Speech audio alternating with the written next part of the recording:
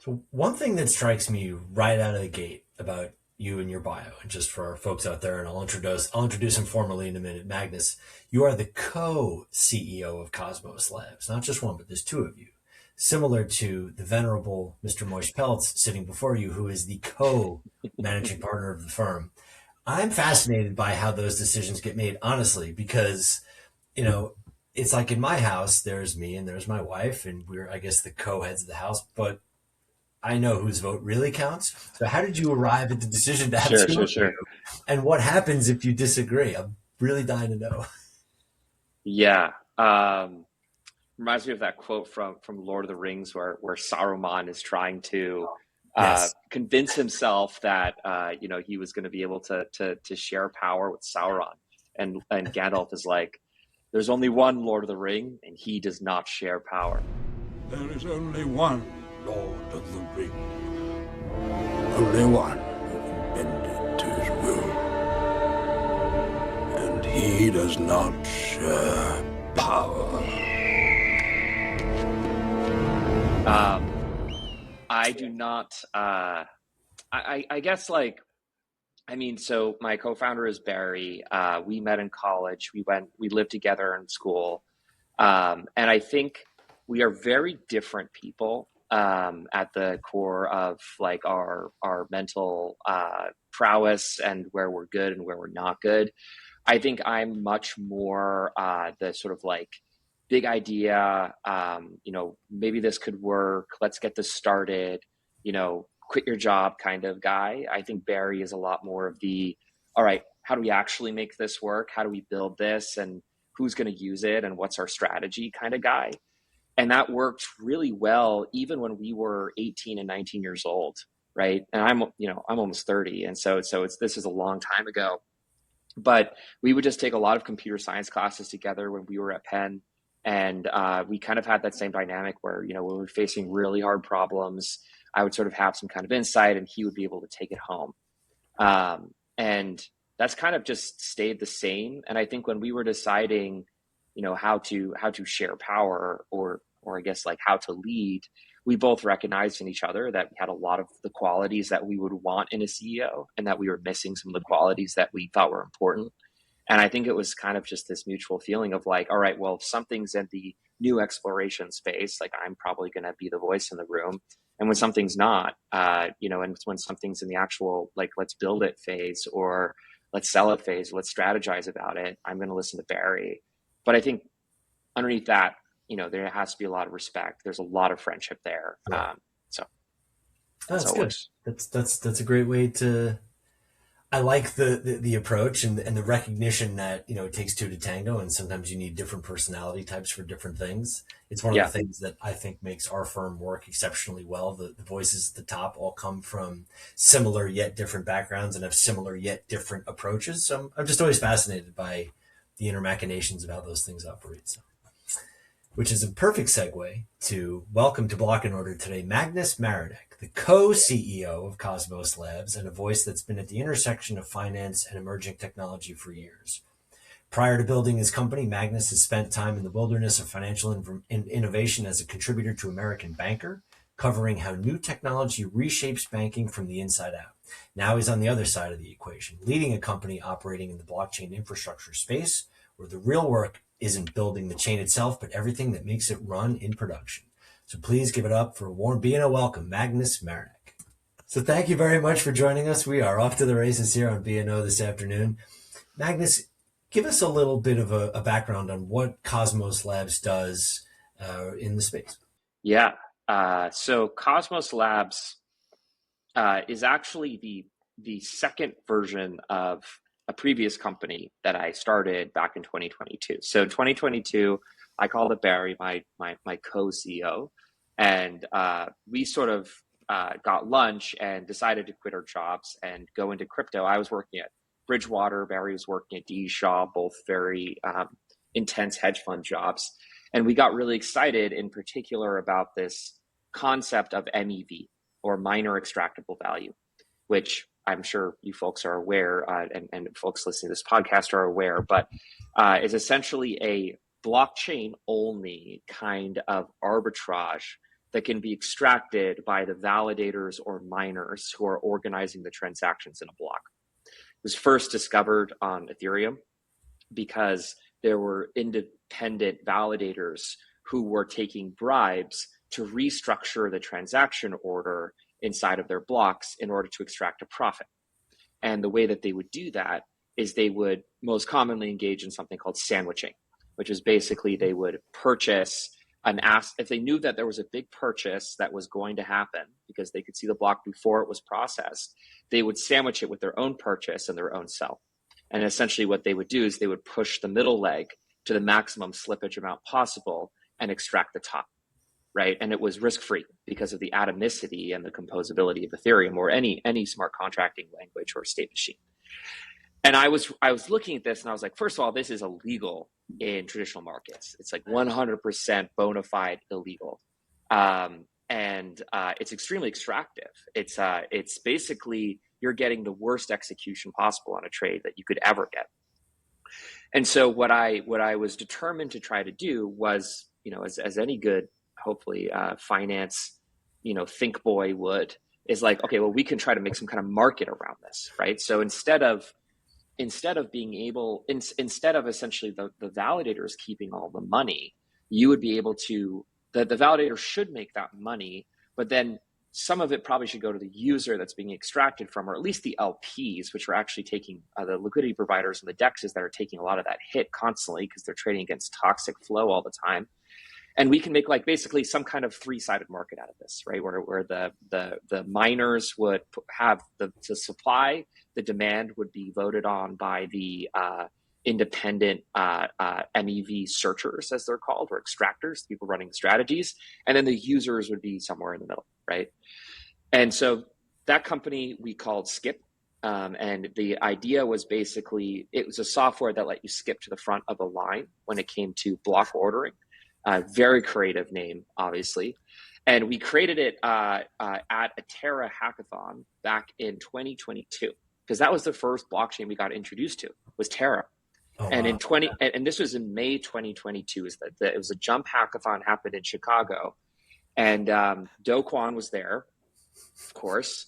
And we were so just shocked by this situation where, there was this seemingly magical asset that was printing 20% when interest rate was zero. They had $40 billion in the bank. It seemed to be going to infinity. There were huge partnership announcements with reputable players.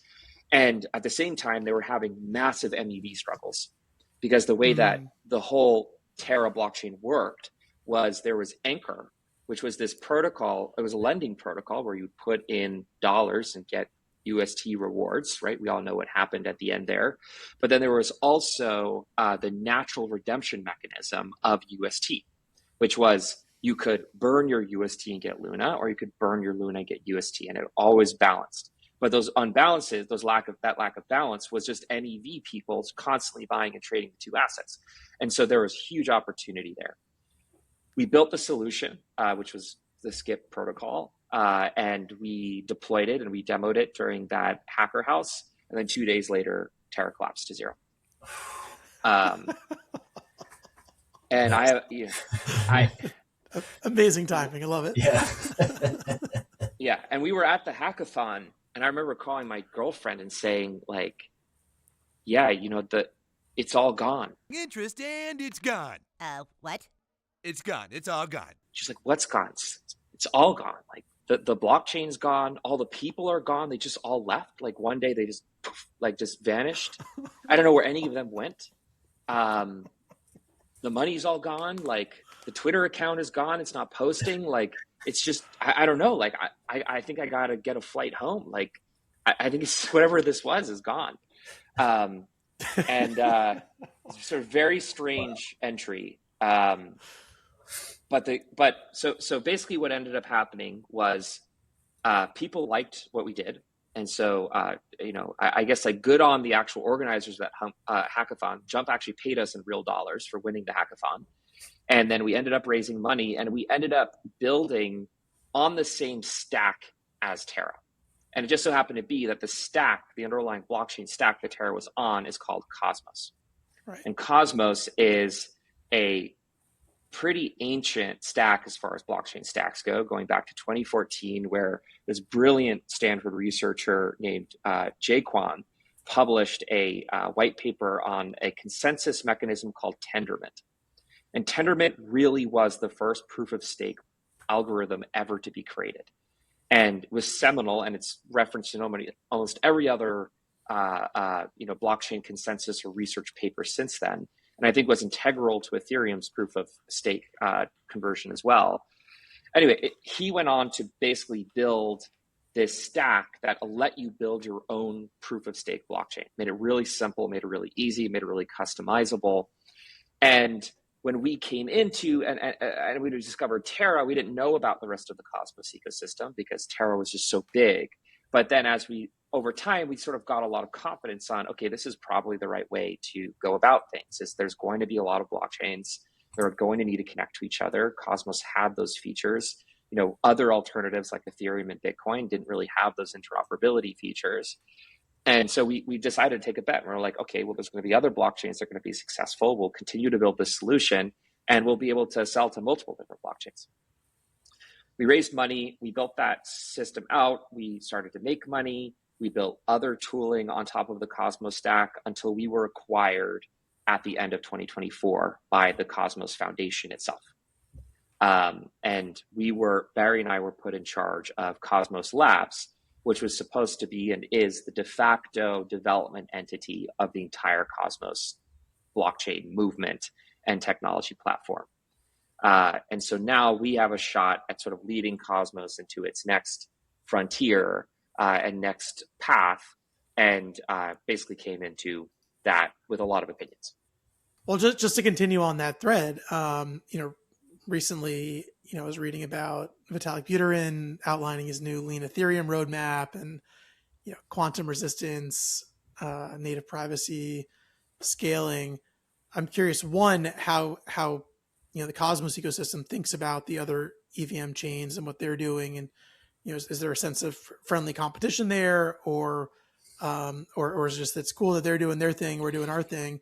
And then two, I'm curious what you think about their particular roadmap and whether there's things that overlap with what your work building on, or and so forth. Yeah, happy to go into it. I mean, always all competition is friendly. We're all fighting the same fight here, and we're all researching, right? And so we've collaborated with the Ethereum Foundation many times on interoperability, especially since that was a struggle for Ethereum and continues to be.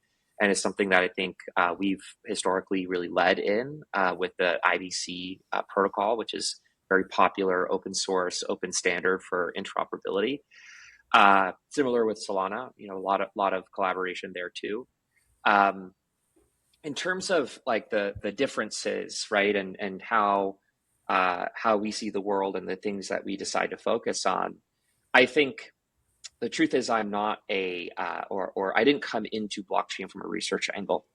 I came in from a commercial angle, and I came in from a markets angle.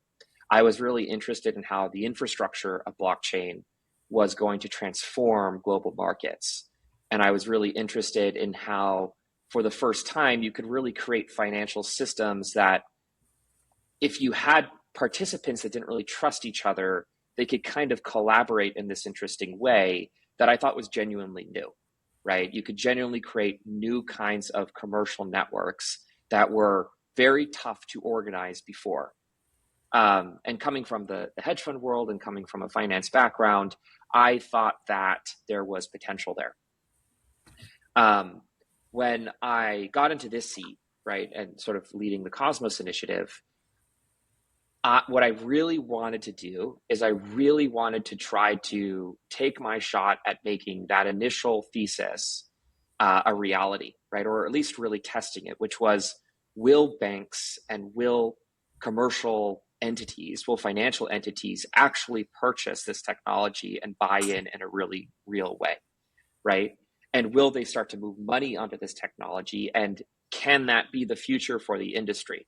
Because for many years, right, for basically the 4 years prior to, I would say, 2023, I had been a little bit disillusioned with the use cases of blockchain because they were primarily around, I would say, Ponzonomics, right? And sure, everything exciting has Ponzonomics, but Bitcoin and NFTs and all these different things, like at the end of the day, it was sort of who's holding the bag at the end. And I think retail gets hosed, right? And I saw a lot of I saw a lot of what that looked like on the extraction side, because I was on the MEV side, and that was the playground for these MEV bots, right? Yep. Just to extract left and right, all the slippage, all the spreads, like just sucked out of the pool.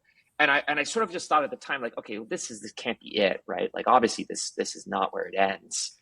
And that did end, right? I would say the retail part of crypto really did. And I sounded like an idiot back then for saying that, but now maybe people feel more similarly. And what I really was excited about is, okay, but like, how can we actually make the financial system better, right? And who's going to want to cut their teeth on that problem? Because it's not just deploy technology and people will come to it. It's much harder, right? It's just an objectively very, very hard industry to get into. We're also playing from the backseat because finance doesn't trust crypto based off of what's happened with FTX. And to them, that's just a straight ticket to jail, right? To be involved in any of that. And so you're dealing with the trust issue. You're also dealing with the technology issue. But then I think the primary thing is you're dealing with like an empathy issue, right? Because financial systems, or like, let's take a bank, right? A bank has many different business units, each of which has their own agenda, each of which makes money. Oftentimes that money is from fees, right? And so when you're trying to sell and they also hold 80% of the world's money is inside of a bank, right? And so if you want to actually have real impact, you have to deal with the banks. You have to, right?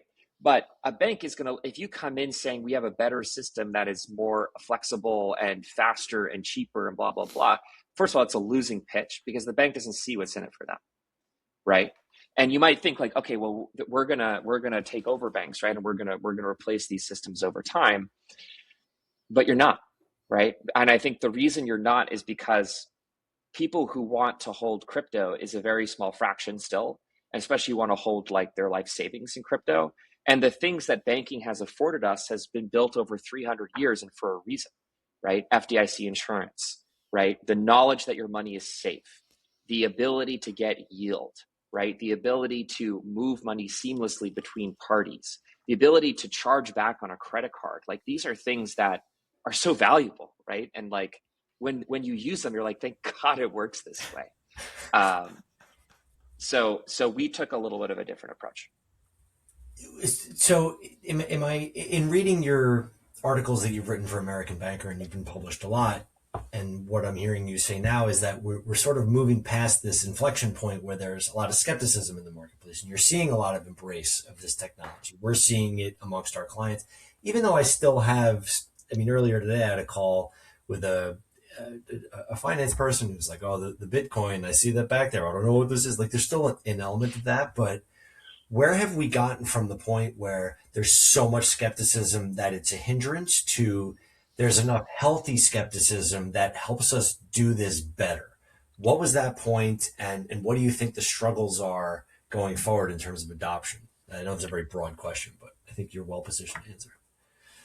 Yeah, I basically know what you're asking, I think. And I think the lived experience for me has been, for a long time, banks wouldn't touch you, right? They wouldn't talk to you. That has changed, right? They will talk to you. They will take the call. They will meet with you, and they'll even bring their product people. And so I think what's happened is now banks and like more sophisticated, regulated financial institutions will the door will be open to you to talk to them, which is huge growth.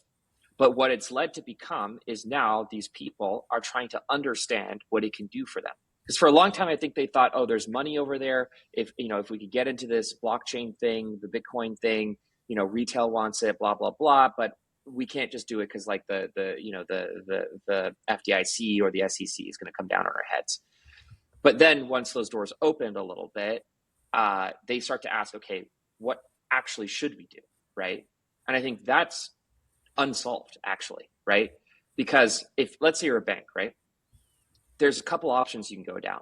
The first one is usually, well, I should at least have the ability to provide custody, right? I should be able to offer my clients the ability to hold blockchain assets at my bank, right? That's usually the first thing they start with. Well, what makes that better from a hot wallet, right? Or what makes that better from holding it in Coinbase or some other place, especially when those places offer crazy yields sometimes? Usually nothing, right? And so that doesn't really drive anything for them. The second thing we'll usually look at is crypto trading, right? So, okay, I'm going to offer my clients the ability to use their bank deposits to be able to buy Bitcoin and hold it with us, right? Or to sell, and maybe I'll open an OTC desk, something like that.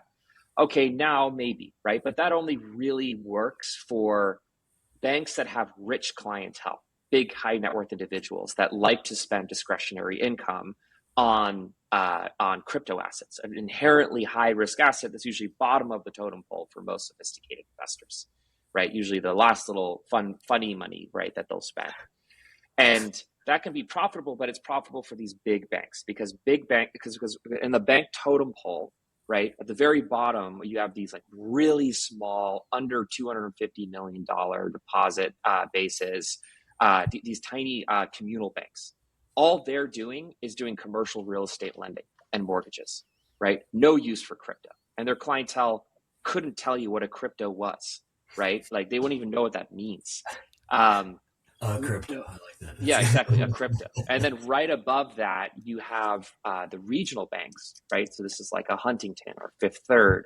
And these guys are starting to think about how do we punch above our weight towards the GSIBs, right? The globally significant international banks. Those are the JP Morgans, the Citibanks, the Wells Fargos of the world. Huge $1 trillion deposit bases. If you're at 500 million, or at 500 billion, you're thinking about how do I offer services to attract some of those high net worth individuals away from them? Maybe I can move faster, right? And so that's where you start to see the crypto trading. That's where you start to see the custody, and also where you start to see something I think that's a little more interesting, right? Which is, like we kind of understand what this is now. We understand how it works. We see some of the benefits. Maybe we can actually replace one of our core systems with this technology. Like, let's try that out, right? And so, okay, actually, maybe we can try to pilot some kind of account where, there's a smart contract and it's a tokenized deposit. And then if two users withdraw at the same time, like it has some kind of conditional logic, or if a contract signed that it releases a payment, then they start to actually get really creative because they understand how this works and they start to see it as something completely different, which is not Bitcoin, Ethereum. They start to see it as like a genuine technology improvement that can reshape how they program their own capital flow and how they can extract more fee revenue by offering differentiated services to their clients, right? And now you have something that looks like a real industry, right? Because if you're able to provide that kind of value, right? If you're able to, be the next Swift, right? Or the next kind of invention in financial services that makes people more connected, more productive, more efficient, now you've really created something that I think can be long lasting. And so I spend most of my time trying to figure out what that is and trying to pilot solutions with banks in particular to reshape their systems, help educate them, and really just help them service their customers better by using this tech, right? Which I think is, in my opinion, that's going to be the longest lasting impact we can have. No, and I love that because, I think it's the yin and the yang. It's great that there are some chains that are doing a ton of research and are thinking about how can we improve the technology.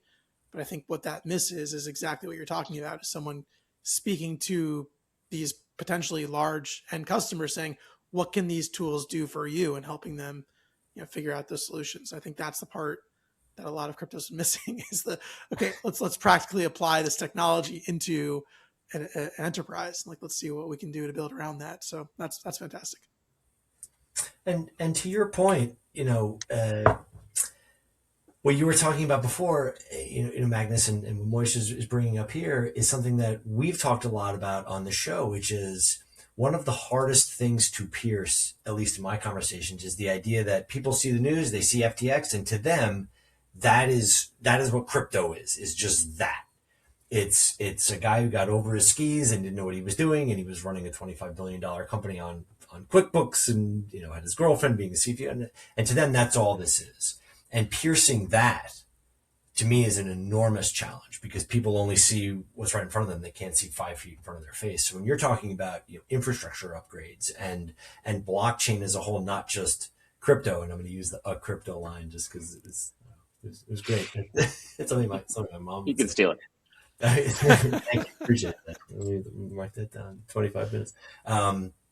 And so that's just an interesting way that you approach it. It's the infrastructure layer that's really the most important, not all the noise that goes all around it. Unless I'm completely misreading what you're saying. No, I think, I really think it comes down to, we've been living in alternate realities, right? The blockchain world has been living in a reality of extremely volatile, ungrounded asset movements tied to global liquidity cycles, and specifically interest and risk appetite cycles. Mm.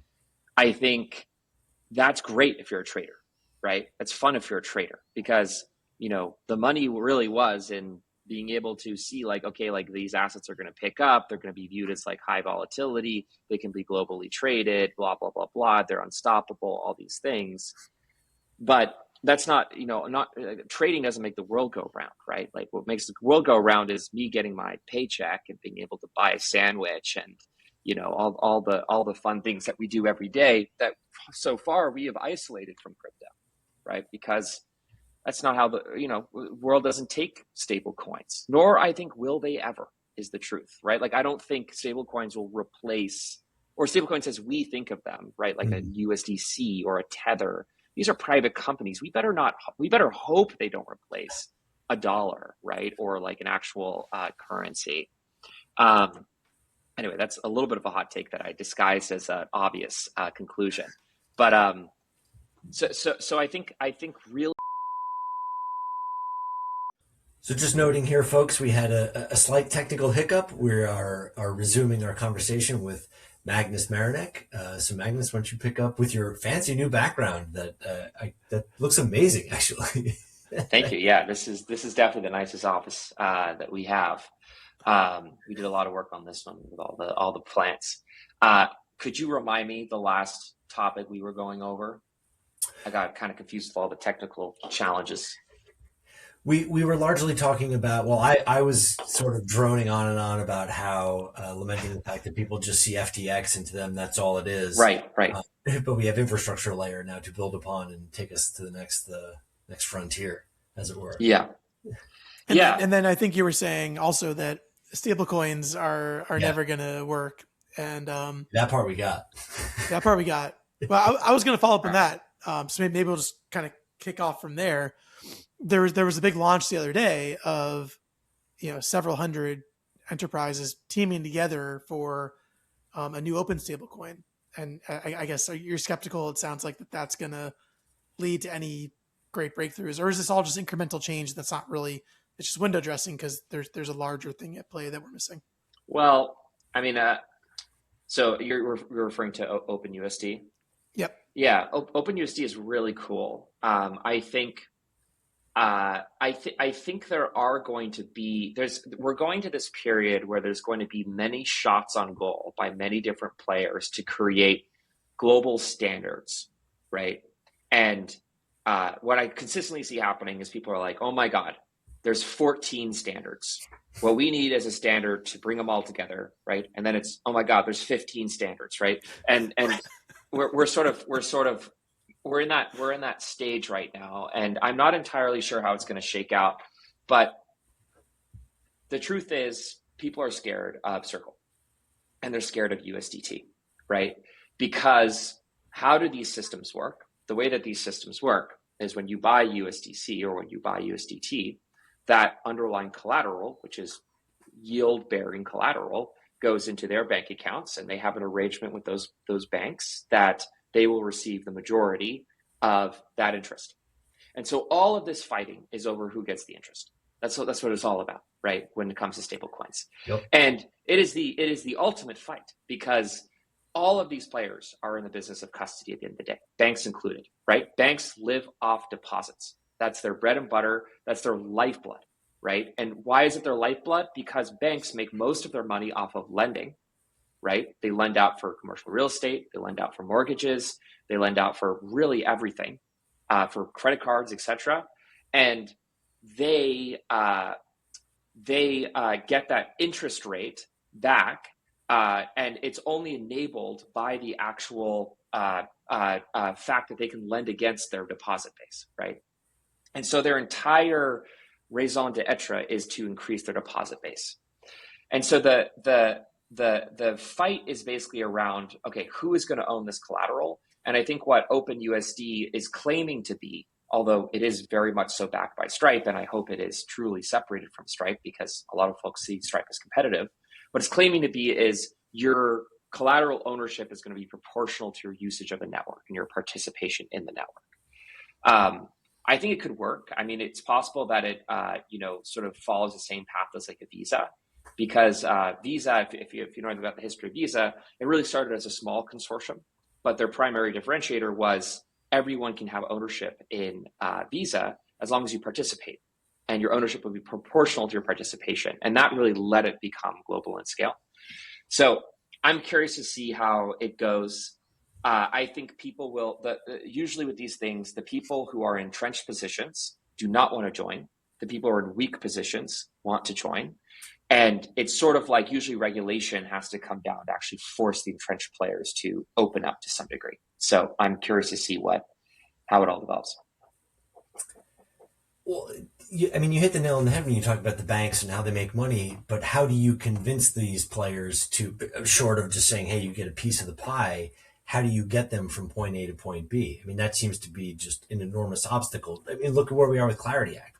That's still not going to happen this year, in large part, not the only reason, but because of the banks. Yeah, so your question is, how do you convince these people to switch over to this technology? I think the truth is, and it's unfortunately the same truth I think with anything, which is you got to make it attractive to them, right? And I think you either have to force them to do it, which I'm not in the business of as a non-regulator, or you have to make it really, really attractive. And not just attractive to be marginally better than what they're doing today, but you have to make it 10x more attractive, because banks also have a lot of switching cost, right? Like the systems that they've been using have been built up over hundreds of years, right? And there's 300 years of regulation that's built up over them, watching them and their every move, right? And why do we have all that regulation? To protect people from situations like FTX, right? To constantly check, okay, where is the money? Do you have the money? Where did you put the money? Can you bring the money back? Do you have enough to cover the withdrawals? All these things.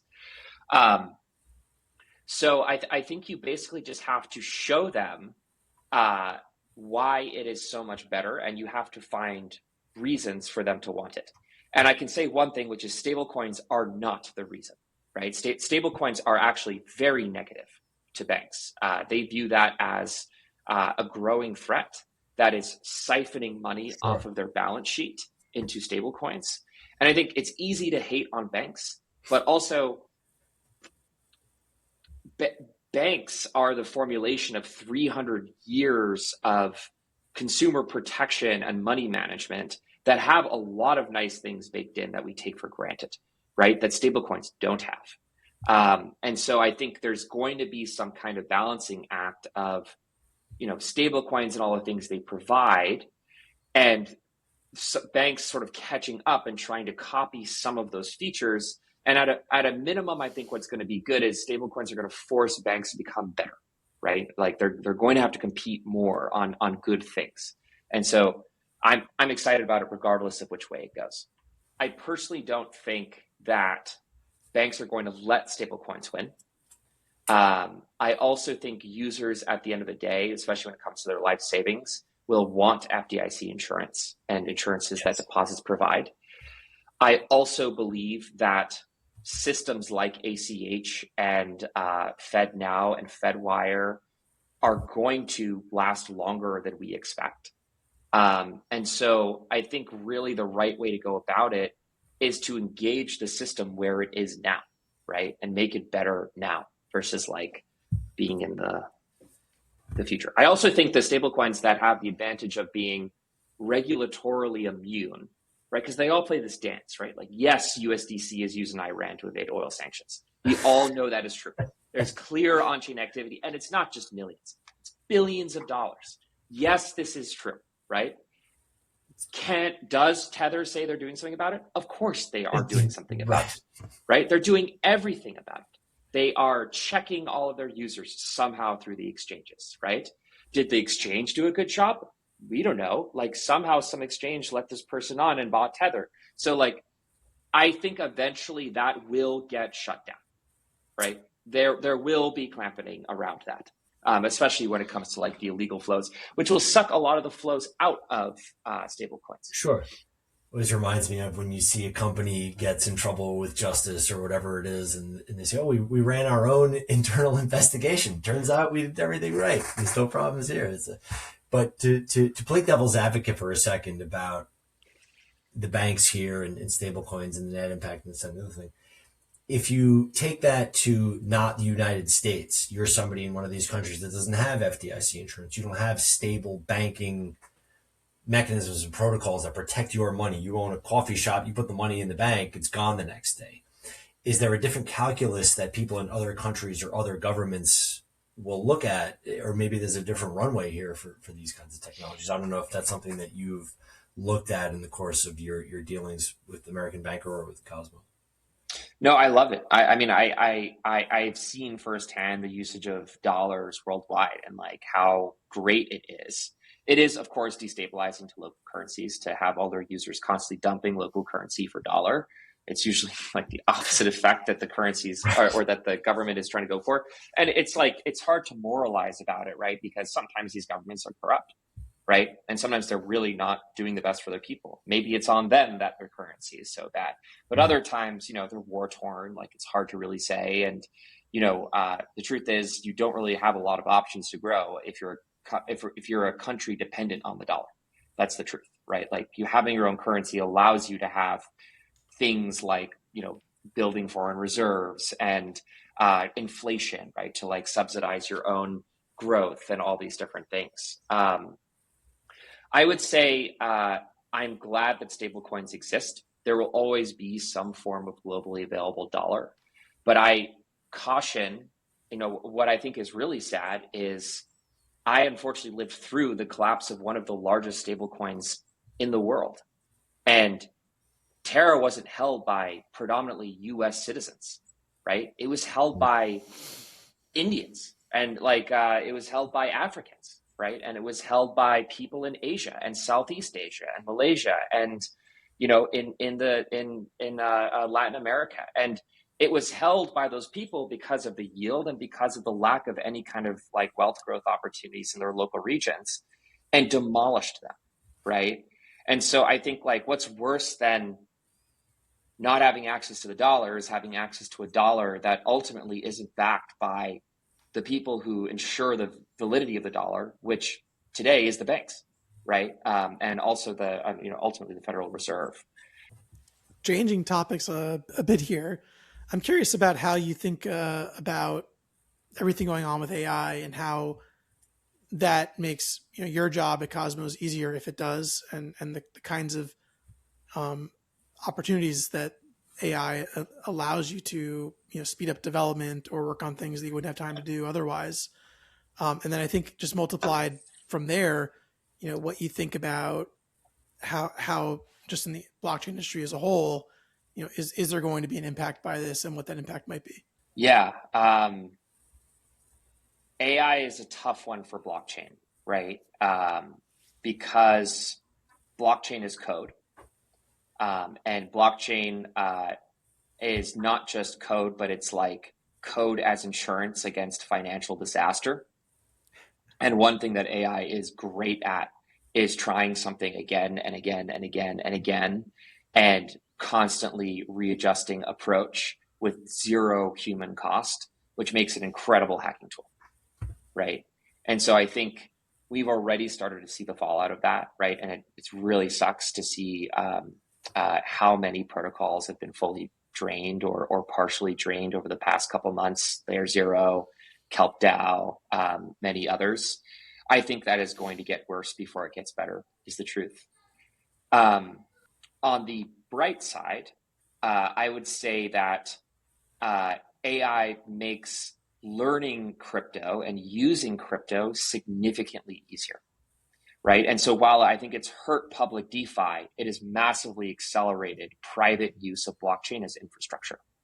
Because blockchains generally have very complicated coding patterns, and at their core, they're distributed computers. Distributed computing is notoriously challenging because of the number of race conditions and the number of network coordination problems and consensus and all these things. And so it's much easier for people who are building applications like within their own private servers or within their own use cases to actually import that technology because AI can figure it out for them, right? And so in some ways, like, we could have a flood of crypto developers right now. We could have people building all kinds of smart contracts, et cetera.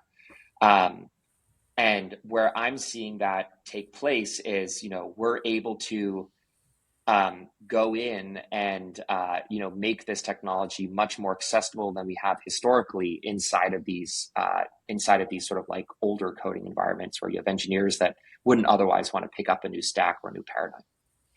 On our side, when it comes to actually building the Cosmos technology, I mean, Cosmos secures over $90 billion of value today.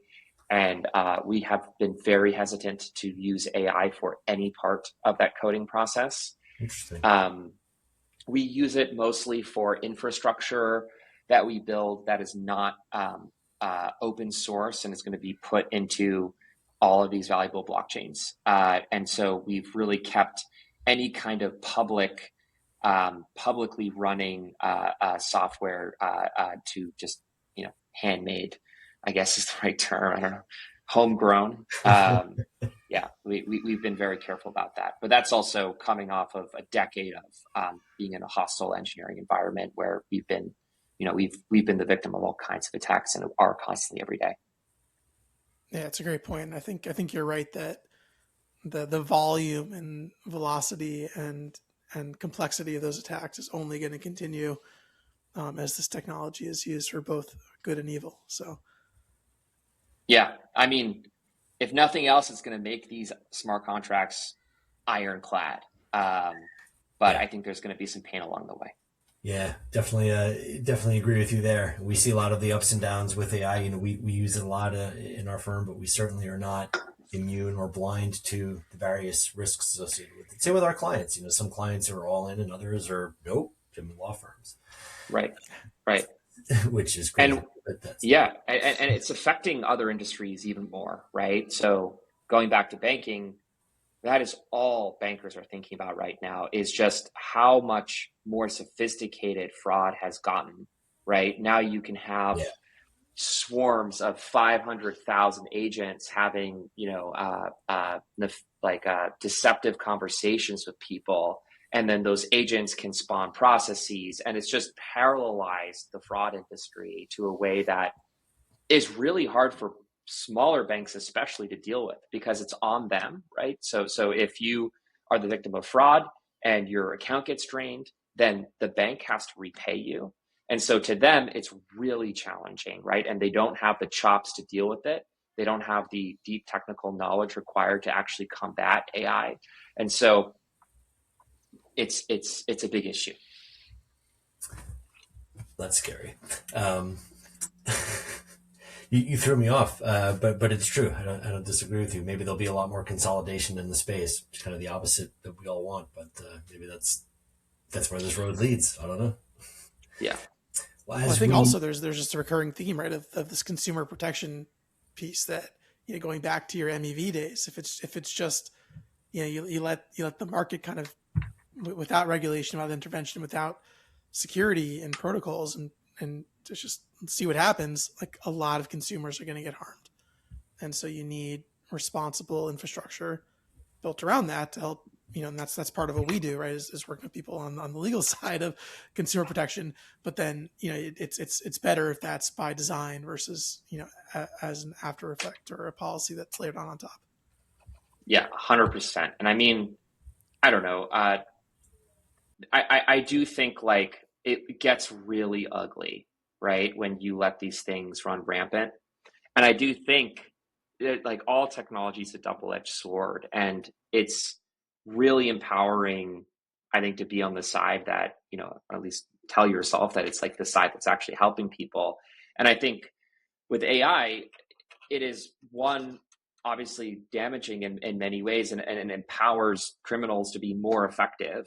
But it also, I think, is a great equalizer, right? When it comes to letting small guys who actively want to use it to build great things, right? Or catch up to competitors and stuff like that. And so we've also seen the other side of the coin, which is small banks that didn't have engineering teams being able to build complicated systems and workflows that are normally only available to banks 20 times their size, right? And be able to punch above their weight. And I think you're seeing that across all industries. And personally, I'm there's some like this whole SaaS movement, right? Over the past like 50 years, where just all these subscription, and, renewal tactics and all this bullshit, like all that software I think is going down. Because like there's going to be a rise of personalized software, either things you build for yourself or you get someone to cheaply build for you in some way. And so I'm personally excited about that shift that it's brought about. That's fascinating stuff, Magnus. As we get close to running out on time, we covered a lot of ground here today. Some really fascinating stuff. You have an incredible background, and really thank you for sharing your insights and wisdom here on the show. Any final thoughts? Any predictions for the rest of 26? Or anything you just want to get off your chest? The floor is yours. Oh, geez, I'm going to be careful with the last one. It's a safe space here. I mean, I think so. One thing that I'm a really big believer in, and maybe this is a little bit of a 4th of July topic, is how much I think America in particular is going to benefit from the technology that now we've allowed to really grow up on our own soil.